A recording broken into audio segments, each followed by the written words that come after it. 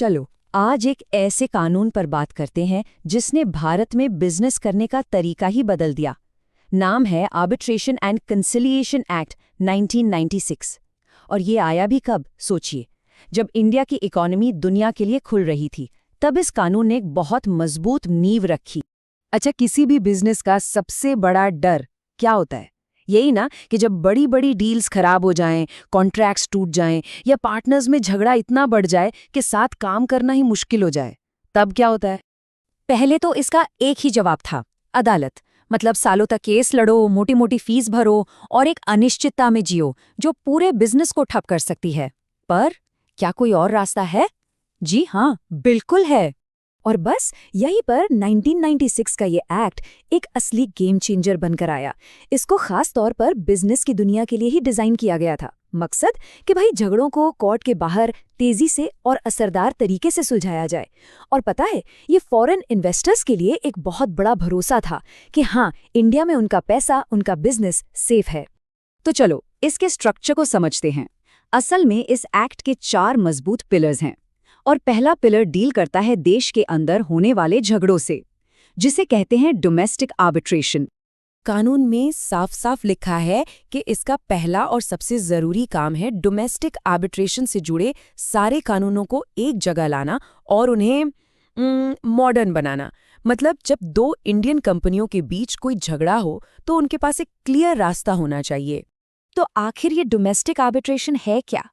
देखिए, आसान भाषा में कहें तो जब एक ही देश की 2 पार्टियों के बीच कोई कमर्शियल झगड़ा हो तो उसे कोर्ट के बाहर एक न्यूट्रल एक्सपर्ट के जरिए सुलझाने का प्रोसेस है ये।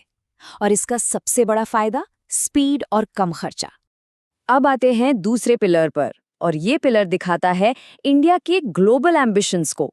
देखिए, आज के जमाने में बिजनेस की कोई सीमा नहीं होती, राइट?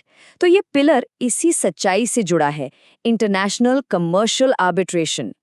तो ये एक्ट इस ग्लोबल जरूरत को सीधे सीधे एड्रेस करता है।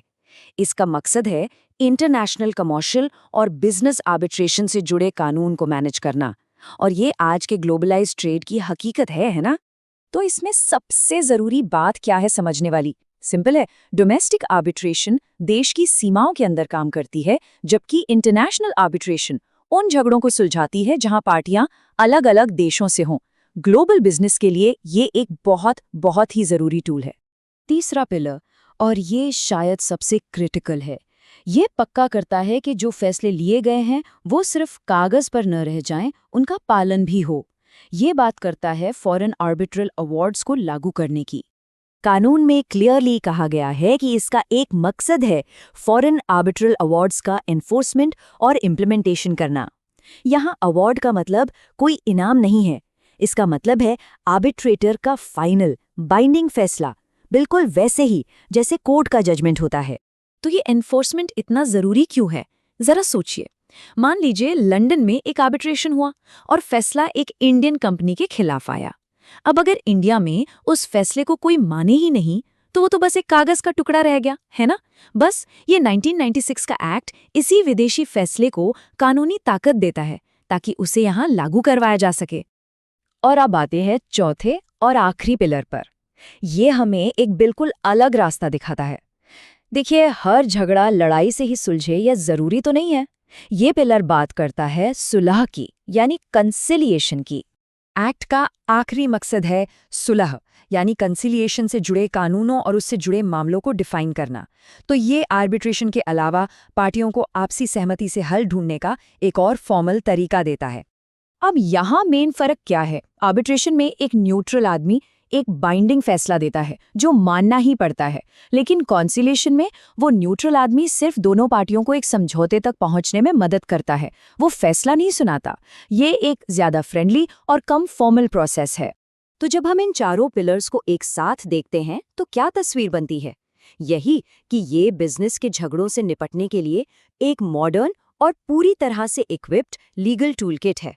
तो चलो एक बार फटाफट से रिकैप करते हैं 1996 एक्ट के 4 पिलर्स। नंबर 1, डोमेस्टिक झगड़ों के लिए एक clear framework. Number 2, international business के लिए रूल्स। 3, विदेशी फैसलों को लागू करने की पावर। और 4, आपसी सहमति के लिए कॉन्सिलिएशन का प्रोसेस। ये सब मिलकर एक ऐसा सिस्टम बनाते हैं जो सिर्फ कोर्ट्स का बोझ ही कम नहीं करता, बल्कि बिजनेस को तेजी से आगे बढ़ने में भी मदद करता है। इससे देश में बिजनेस करने का भरोसा मजबूत होता है और इकोनॉमी को भी रफ्तार मिलती है। लेकिन अब जब सब कुछ डिजिटल हो रहा है, कॉमर्स की कोई सीमाएं नहीं है, तो सोचने वाली बात यह है कि डिस्प्यूट रेजोल्यूशन का अगला पड़ाव, मतलब नेक्स्ट इवोल्यूशन क्या होगा? ये एक ऐसा सवाल है जो आने वाले टाइम में बिजनेस और कानून दोनों को ही एक नया शेप देगा।